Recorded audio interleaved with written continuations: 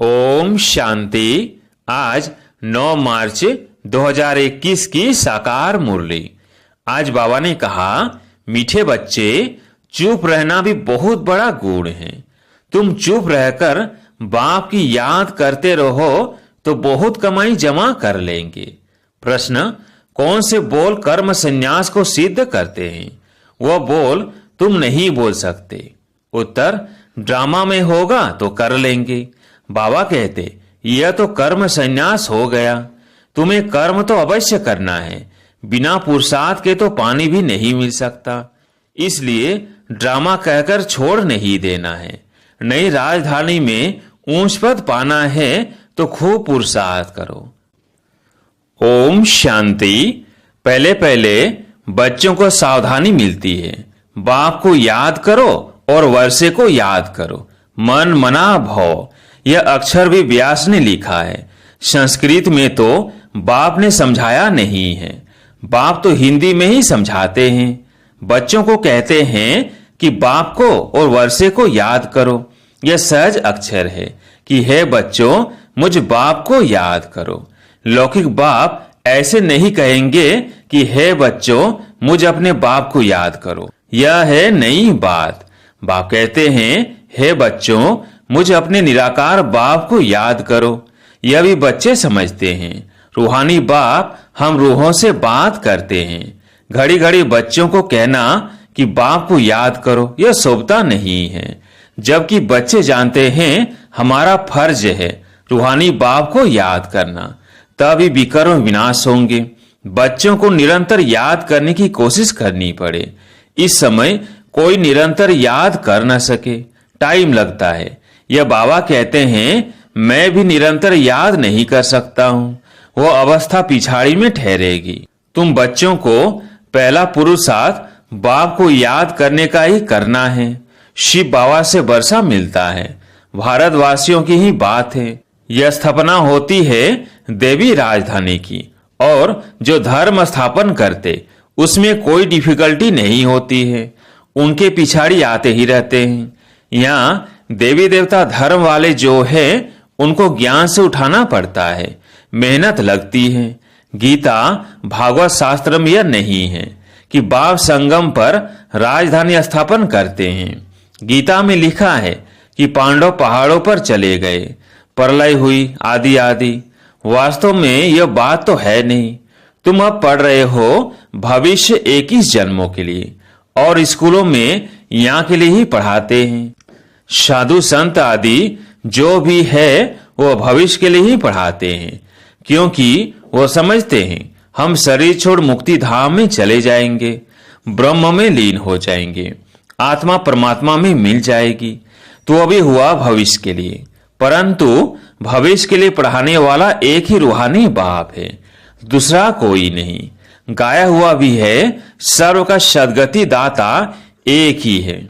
वह तो सब अयथार्थ हो जाते हैं, यह बाप ही आकर समझाते हैं। वह भी साधना करते रहते हैं। ब्रह्म में लीन होने की साधना है अयथार्थ। लीन तो किसी को होना नहीं है। ब्रह्म महतत्व तो कोई भगवान नहीं है। ये सब है रॉन्ग। झूठ खंड में है सब झूठ बोलने वाले, सच खंड में है सब सत्य बोलने वाले। तुम जानते हो सचखंड भारत में था, अब झूठ खंड है। बाप भी भारत में ही आते हैं, शिव जयंती मनाते हैं, परंतु ये थोड़ी जानते हैं कि शिव ने आकर भारत को सचखंड बनाया है। वो समझते हैं आता ही नहीं है, वो नाम रूप से न्यारा है। शिव महिमा जो गाते हैं, पतित पावन ज्ञान का सागर, सो ऐसे ही तोते मिसल कह देते हैं। बाप ही आकर समझाते हैं। कृष्ण जयंती मनाते हैं, गीता जयंती भी है। कहते हैं कृष्ण ने आकर गीता सुनाई। शिव जयंती के लिए किसको पता नहीं कि शिव क्या आकर करते हैं, आएंगे भी कैसे, जबकि कहते हैं नाम रूप से न्यारा है। बाप कहते हैं मैं ही बैठ बच्चों को समझाता हूं, फिर यह ज्ञान प्राय लोप हो जाता है। बाप खुद बतलाते हैं कि मैं आकर भारत को फिर से स्वर्ग बनाता हूं। कोई तो पतित पावन होगा ना। मुख्य भारत की ही बात है, भारत ही पतित है। पतित पावन को भी भारत में ही पुकारते हैं। खुद कहते हैं विश्व में शैतान का राज्य चल रहा है। बॉम्ब शादी बनाते रहते हैं, उनसे विनाश होना है, तैयारियां कर रहे हैं, जैसे वो रावण के प्रेरित किए हुए हैं। रावण का राज्य कब खलास होगा? भारतवासी कहेंगे जब कृष्ण आएगा। तुम समझाते हो शिव बाबा आया हुआ है, वही सर्व का सद्गति दाता है। बाप कहते हैं मुझे याद करो, ये अक्षर दूसरा कोई कह न सके। बाप ही कहते हैं मुझे याद करो तो खाद निकलेगी। तुम शतो प्रधान थे, अब तुम्हारी आत्मा में खाद पड़ी है, वो याद से ही निकलेगी। इनको याद की यात्रा कहा जाता है।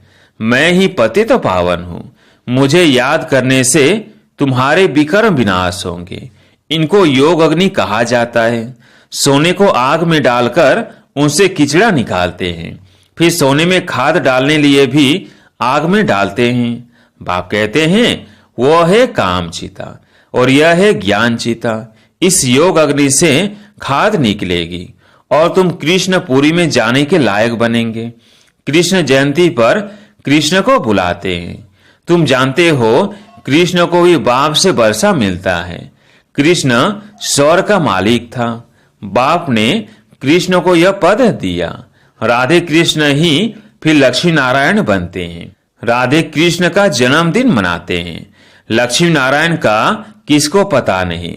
मनुष्य बिल्कुल मूझे हुए हैं। अब तुम बच्चे समझते हो तो औरों को समझाना है। पहले पहले पूछना है गीता में जो कहा है मामेकम याद करो, यह किसने कहा है? वो समझते हैं कृष्ण ने कहा है। तुम समझते हो भगवान निराकार है, उनसे ही ऊंच अर्थात श्रेष्ठ मत मिलती है। ऊंच से ऊंच परम पिता परमात्मा ही है, उनकी ही जरूर श्रेष्ठ से श्रेष्ठ मत हुई। उस एक की सीमा से ही सर्व की सद्गति होती है। गीता का भगवान ब्रह्मा विष्णु शंकर को भी नहीं कह सकते, वह फिर शरीरधारी श्री कृष्ण को कह देते। तो इससे सिद्ध है कहां भूल है जरूर।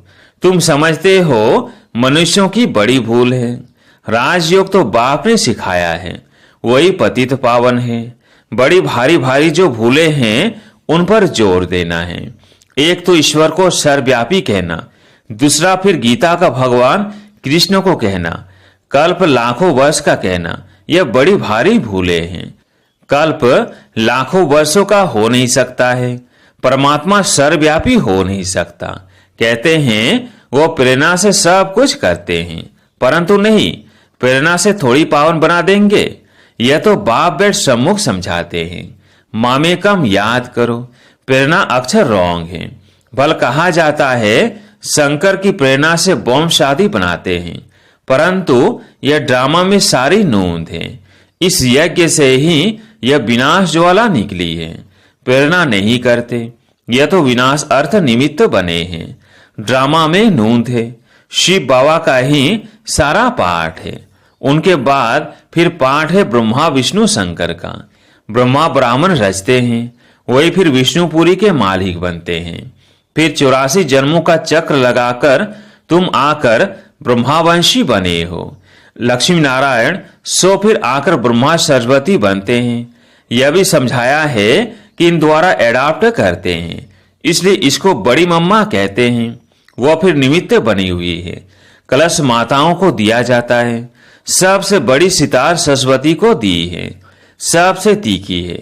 बाकी सितार व बाजा आदि कुछ है नहीं। सरस्वती की ज्ञान मुरली अच्छी थी, महिमा उनकी अच्छी थी। नाम तो बहुत डाल दिए हैं। देवियों की पूजा होती है। तुम अभी जानते हो हम यहाँ पूज्य बनते हैं, फिर पुजारी बन अपनी ही पूजा करेंगे। अभी हम ब्राह्मण हैं, फिर हम ही पूज्य देवी देवता बनेंगे। यथा राजा रानी तथा प्रजा। देवियों में जो ऊंच पद पाते हैं तो मंदिर भी उन्हों के बहुत बनते हैं। नाम वाला भी उन्हों का होता है जो अच्छी रीति पढ़ते पढ़ाते हैं। तो अब तुम जानते हो पूज्य पुजारी हम ही बनते हैं। शिव बाबा तो सदैव पूज्य हैं। सूर्यवंशी देवी देवता जो थे वे ही पुजारी फिर भगत बनते हैं। आप ही पूज्य, आप ही पुजारी की सीढ़ी बहुत अच्छी रीति समझाते हैं। बिगर चित्र भी तुम किसको समझा सकते हो? जो सीख कर जाते हैं उनकी बुद्धि में सारी नॉलेज है। 84 जन्मों की सीढ़ी भारतवासी चढ़ते उतरते हैं। उनके 84 जन्म है। पूज्य थे, फिर हम पुजारी बने। हम सो हम का अर्थ भी तुमने बहुत अच्छी तरह समझा है। आत्मा सो परमात्मा हो न सके। बाप ने हम सो हम का अर्थ समझाया है। हम सो देवता सो क्षत्रिय बने। हम सो का दूसरा कोई अर्थ है नहीं।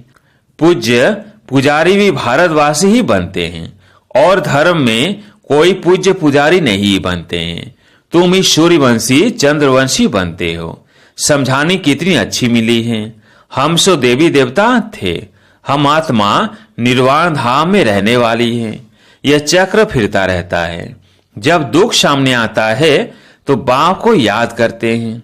बाप कहते हैं मैं दुख के समय ही आकर सृष्टि को बदलता हूं। ऐसे नहीं कि नई सृष्टि रचता हूं। नहीं, पुरानी को नया बनाने मैं आता हूं। बाप आते ही हैं संगम पर। अब नई दुनिया बन रही है। पुरानी खलास होनी है। यह बेहद की बात। तुम तैयार हो जाएंगे तो सारी राजधानी तैयार हो जाएगी। कल्प कल्प जिन्होंने जो पद पाया है उस अनुसार पुरुषार्थ चलता रहता है। ऐसे नहीं, ड्रामा में जो पुरुषार्थ किया होगा सो होगा। पुरुषार्थ करना होता है, फिर कहा जाता है कल पहले भी ऐसे पुरुषार्थ किया था। हमेशा पुरुषार्थ को बड़ा रखा जाता है। प्रारब्ध पर बैठ नहीं जाना है। पुरुषार्थ बिगर प्रारब्ध मिल न सके। पुरुषार्थ करने बिगर पानी भी नहीं पी सकते। कर्म संन्यास अक्षर रॉन्ग है। बाप कहते हैं गृहस्थ व्यवहार में भी रहो। बाबा सबको यहाँ तो नहीं बिठा देंगे। शरणागति गाई हुई है। भट्टी बननी थी क्योंकि उनको तंग किया गया, तो आकर बाप के पास शरण ली। शरण तो देनी पड़े ना। शरण एक परम पिता परमात्मा की ही ली जाती है। गुरु आदि की शरण नहीं ली जाती है। जब बहुत दुख होता है तो तंग होकर आकर शरण लेते हैं। गुरुओं के पास कोई तंग होकर नहीं जाते हैं। वहां तो ऐसे ही जाते हैं। तुम रावण से बहुत तंग हुए हो। अब राम आया है रावण से छुड़ाने। वह तुमको शरण में लेते हैं। तुम कहते हो बाबा हम आपके हैं। गृहस्थ व्यवहार में रहते भी शरण शिव बाबा की ली है। बाबा हम आपकी ही मत पर चलेंगे। बाप श्रीमत देते हैं गृहस्थ व्यवहार में रहते मुझे याद करो और सबकी याद छोड़ दो। मेरी याद से ही विकर्ण विनाश होंगे। सिर्फ शरण लेने की बात नहीं है। सारा मदार याद पर है। बाप के सिवाय ऐसा कोई समझा ना सके। बच्चे समझते हैं बाप के पास इतने लाखों कहां आकर रहेंगे। प्रजा भी अपने अपने घर पर रहती है। राजा के पास थोड़ी रहती है। तो तुमको सिर्फ कहा जाता है एक को याद करो। बाबा हम आपके हैं। आप ही सेकंड में सदगति का वर्षा देने वाले हो। राजयोग सिखाकर राजाओं का राजा बनाते हो। बाप कहते हैं जिन्होंने कल्प पहले बाप से वर्षा लिया है वही आकर लेंगे। पिछाड़ी तक सबको आकर बाप से वर्षा लेना है। अभी तुम पतित होने के कारण अपने को देवता कहला नहीं सकते। बाप सब बातें समझाते हैं। कहते हैं मेरे नूरे रतन, जब तुम सतयुग में आते हो तो तुम वन वन से राजाई करते हो। औरों की तो जब वृद्धि हो, लाखों की अंदाज में हो, तब राजाई चले। तुमको लड़ने करने की दरकार नहीं। तुम योग बल से बाप से वर्षा लेते हो। चुप रहकर सिर्फ बाप को और वर्षे को याद करो। पिछाड़ी में तुम चुप रहेंगे, फिर यह चित्र आदि काम नहीं आएंगे। तुम होशियार हो जाएंगे। बाप कहते हैं शिव मुझे याद करो तो विकर्ण विनाश होंगे। अब करो ना करो तुम्हारी मर्जी। कोई देदारी के नाम रूप में नहीं फंसना है। बाप को याद करो तो अंतमति सो गति हो जाएगी। तुम मेरे पास आ जाएंगे। फूल पास होने वाले को राजाई मिलेगी। सारा मदार याद की यात्रा पर है। आगे चल नए भी बहुत आगे निकलते जाएंगे। अच्छा, मीठे मीठे शिकिलधे बच्चों प्रति माता पिता बाप दादा का याद प्यार और गुड मॉर्निंग। रूहानी बाप की रूहानी बच्चों को नमस्ते। हम रूहानी बच्चों की रूहानी बाप दादा को याद प्यार गुड मॉर्निंग नमस्ते नमस्ते। धारणा के लिए मुख्य सार। पहला पॉइंट, किसी देहधारी के नाम रूप में नहीं फंसना है। एक बाप की श्रीमत पर चलकर सदगति को पाना है, चुप रहना है। दूसरा पॉइंट, भविष्य 21 जन्मों के लिए अच्छी रीति पढ़ना और दूसरों को पढ़ाना है। पढ़ने और पढ़ाने से ही नाम वाला होगा। आज प्यारे मीठे बाबा का वरदान, अपने स्व स्वरूप और स्वदेश के सम्मान में स्थित रहने वाले मास्टर लिबरेटर भव। अपने स्व स्वरूप और स्वदेश के सम्मान में स्थित रहने वाले मास्टर लिबरेटर भव। आजकल के वातावरण में हर आत्मा किसी न किसी बात के बंधन वश है। कोई तन के दुख के वशीभूत है, कोई संबंध के, कोई इच्छाओं के, कोई अपने दुखदायी संस्कार स्वभाव के, कोई प्रभु प्राप्ति न मिलने के कारण पुकारने चिल्लाने के दुख के वशीभूत। ऐसी दुख अशांति के बस आत्माएं अपने को लिबरेट करना चाहती है, तो उन्हें दुखमय जीवन से लिबरेट करने के लिए अपने स्व स्वरूप और स्वदेश के सम्मान में स्थित रह रहम दिल बन मास्टर लिबरेटर बनो। स्लोगन, सदा अचल अडोल रहने के लिए एक रस स्थिति के आसन पर विराजमान रहो। सदा अचल अडोल रहने के लिए एक रस स्थिति के आसन पर विराजमान रहो। अच्छा, ओम शांति।